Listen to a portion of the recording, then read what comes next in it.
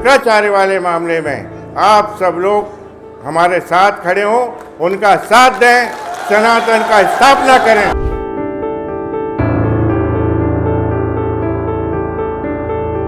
समस्या अकेली यूजीसी से नहीं है। यूजीसी तो वेल प्लान तरीके से लाया गया कि देश में सवर्ण की प्रतिभाओं को पूर्ण रूप से समाप्त किया जा सके, और उस समाप्ति को किसी भी कीमत पर सवर्ण समाज सहन नहीं कर पाएगा।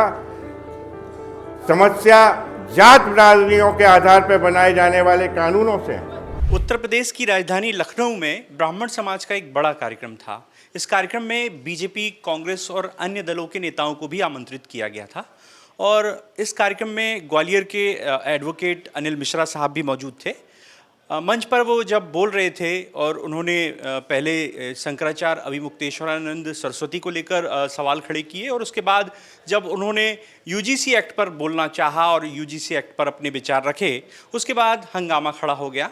नौबत यहाँ तक आ गई कि जो दिनेश शर्मा हैं, सांसद हैं राज्यसभा के, बीजेपी के पूर्व डिप्टी सीएम रहे हैं उत्तर प्रदेश के, वो मंच छोड़कर वहाँ से भाग गए। हमारे साथ मिश्रा साहब मौजूद हैं, उनसे बात कर लेते हैं। सर, बहुत बड़ा कार्यक्रम था उत्तर प्रदेश के लखनऊ में, कितने लोग होंगे, कितनी गैदरिंग थी सर?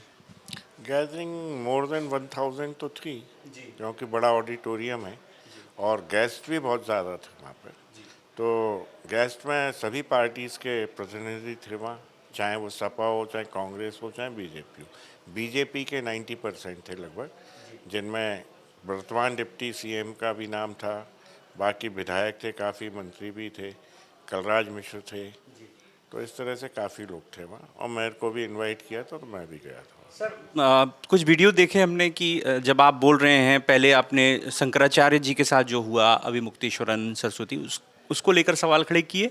उसके बाद जैसे ही यूजीसी एक्ट पर आपने विचार रखे तो जनता नारेबाजी करने लगी, और ये देखकर वहाँ के जो सांसद थे और पूर्व डिप्टी सीएम दिनेश शर्मा मौके से निकल गए मंच छोड़। ऐसा नहीं हुआ था। दिनेश शर्मा पहले बोल रहे थे, तो दिनेश शर्मा का जब भाषण चल रहा था तो उन्हें जनता ने वहीं से वोटिंग स्टार्ट कर दी थी कि आप यूजीसी पे बोले, जनता की डिमांड थी। लेकिन जब वो यूजीसी पे नहीं बोले तो ज़्यादा वोटिंग होने के कारण वो डायरेक्ट छोड़ के चले गए थे स्टेज, ज़रा बिना रुके हुए। लोगों ने कोशिश भी की कि रुकें, लेकिन वो रुक नहीं पाए, क्योंकि इतनी ज़्यादा वोटिंग हो गई थी, जनता उन्हें सुनना पसंद नहीं कर रही थी। फिर मैंने बोला था, तो मैंने सभी मुद्दे रखे थे, यूजीसी, आरक्षण, SC ST atrocities, even Shankaracharya का मुद्रा भी रखा। तो उस समय तक भी ठीक था। फिर जनता ने इस चीज़ को अप्रिशिएट भी किया। मेरे बाद अलंकार जी का था, तो अलंकार जी के पे उनने जब देखा कि बीजेपी का कार्यक्रम चल रहा है, और भी पार्टीज़ मौजूद हैं और राजनीतिक कार्यक्रम होने के नाते उन्हें भी रोकने की कोशिश की, लेकिन जब वो रुके नहीं तो उस दशा में ऊधम काफ़ी हो गया और जनता बाहर उठ के चली गई। सर, देख रहे हैं कि यूजीसी को लेकर लगातार जो लोग हैं वो विरोध कर रहे हैं। किस तरह की माहौल बन गया था वहाँ पर कार्यक्रम में? क्योंकि उत्तर प्रदेश बहुत महत्वपूर्ण राज्य है और सभी पार्टियां चाहती हैं कि ब्राह्मण समाज उनके साथ आए। देखिए, ब्राह्मण समाज जहाँ तक मैं समझता हूँ यूपी का अभी एक हो चुका है। 1-8% अगर अलग हो तो हो, बाकी एका हो चुका है, यूनिटी होती है स्थापित। और ब्राह्मण समाज को अभी सभी प्रलोभन देंगे राजनीतिक दल, लेकिन इस बार ब्राह्मण समाज किसी के प्रलोभन में नहीं जा रहा, वो सवर्ण सत्ता स्थापित करने की ओर जा रहा है। तो सवर्ण सत्ता जो स्थापना है उसके लिए एक विकल्प की आवश्यकता है सभी सवर्ण समाज को। तो वो सवर्ण समाज शीघ्र ही एक विकल्प देगा जो सारी पार्टियों के विरुद्ध चुनाव लड़ेगा, और उस विकल्प की सहायता से सवर्ण लोग अब सत्ता में स्थापित होंगे। तो मतलब मैं यूँ समझूं कि जैसे कि आपके मैंने भाषण सुने, ना हमें साइकिल चाहिए ना हाथी की सवारी चाहिए, तो एक नई पार्टी का तौर पर एक नई पार्टी आ रही है, मतलब विकल्प के तौर पर। हाँ, विकल्प के तौर पे उसे पार्टी कहें, संगठन कहें, लेकिन विकल्प की आवश्यकता बहुत है, और जो विकल्प सनातनी और सवर्णों के हित में होगा। जो असंवैधानिक कानून बनाए जा रहे हैं भारत में, जात बिरादरियों में बांटा जा रहा है, उसको समाप्त करेगा। उस तरह के विकल्प को हम जरूर देने जा रहे हैं, और उपचुनाव जो आ रहे हैं अभी 3 जगह यूपी में, उससे पहले हम विकल्प दे देंगे। हो सकता है हम 8 तारीख को विकल्प दें जंतर मंतर पे। और मेरा सभी से निवेदन है, दिल्ली की जनता से, दिल्ली के छात्रों से, बाकी समस्त भारत के छात्रों से कि 8 तारीख को जंतर मंतर पर 12 बजे उपस्थिति देवें, ताकि जो असंवैधानिक यूजीसी कानून है और बाकी आरक्षण, एट्रोसिटीज एक्ट, ये सब है, इनके विरुद्ध हम लोग वहाँ पर प्रोटेस्ट कर सकें। तो ये मेरा आह्वान है, सभी लोग इसको स्वीकार करके वहाँ पहुँचें। सर, जैसे कि लोग चाहते हैं कि ब्राह्मण समाज एकजुट होकर एक नई शक्ति को उदय करे, लेकिन देखते हैं कि उत्तर प्रदेश के चुनाव में विभिन्न पार्टियों की ओर से ब्राह्मण समाज को अपनी ओर आकर्षित करने के प्रयास किए जा रहे हैं। तो ये माना जाए कि अब ब्राह्मण समाज किसी पार्टी के साथ न जाकर अपनी ही जो पार्टी तैयार करेगा उसी के साथ जाएगा।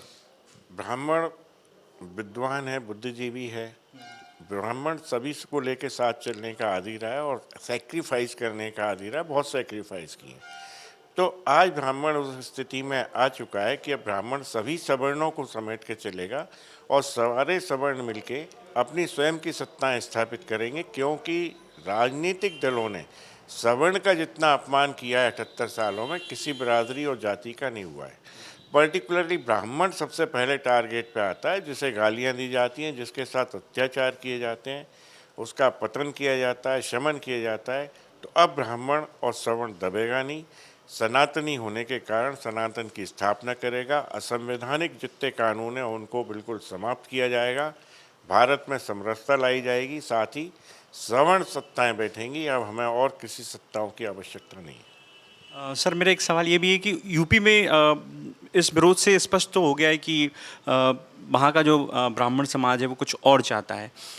जिस तरह से हम देखें कि लोग कह रहे थे कि बीएसपी की ओर जाएंगे, ब्राह्मण समाजवादी पार्टी के साथ जाएंगे, तो ये उपचुनाव में डिफाइन होगा कि ब्राह्मण क्या करेंगे। उपचुनाव में ब्राह्मण अपनी शक्ति दिखाने जा रहा है और ब्राह्मण ये दिखा देगा कि जो उपचुनाव हैं वो जो हम विकल्प देने जा रहे हैं उस विकल्प की ही वहाँ जीत होगी, उस विकल्प के ही प्रतिनिधि चुने जाएंगे। बाकी ब्राह्मण या अन्य सवर्ण किसी भी प्रलोभन या किसी भी लालच में किसी भी राजनीतिक दल के पास नहीं जाएंगे। जो विकल्प तैयार हो रहा है वो उसी के साथ रहेंगे। सर, एक आखिरी सवाल है मेरा। सबसे ज़्यादा नाराज़गी किस बात को लेकर है ब्राह्मण समाज में उत्तर प्रदेश के? आप देख रहे हैं वर्तमान परिप्रेक्ष्य में ब्राह्मण सबसे पहले टारगेट पे आए, राजनीतिक दलों के टारगेट पे, कुछ जात बिरादरियों के टारगेट पे ब्राह्मणों को लगातार गाली दी जा रही हैं। ब्राह्मण की सहनशीलता अब समाप्त हो चुकी है। अब ब्राह्मण रुकेगा नहीं, सत्ताओं में बदलाव करेगा, वर्तमान सत्ताओं का पतन करेगा और स्वयं सत्ताओं में जाके सवर्णों को बिठाएगा। तो देखिए, ये थे हमारे साथ जाने माने वकील अनिल मिश्रा साहब, जो लखनऊ में मौजूद थे। उनका कहना है कि ब्राह्मण समाज अब राजनीतिक दिशा खुद तय करेगा। 8 तारीख को दिल्ली में प्रदर्शन है और इस दौरान ये तय होगा कि वे खुद की एक पार्टी बनाएंगे। और उत्तर प्रदेश में जो राजनीतिक दल ये समझ रहे हैं कि ब्राह्मण समाज को अपने साथ ले लेंगे, तो ये शायद उनकी गलतफहमी हो सकती है, क्योंकि ब्राह्मण समाज अब खुद ही चुनाव लड़ने के लिए मैदान में उतरेगा। और जो 3 सीटों पर उत्तर प्रदेश में उपचुनाव है, वहाँ पर ये झलक दिखाई भी देगी। कैमरामैन विजय के साथ द प्रेस हिंदी, ग्वालियर, प्रहलाद सेन।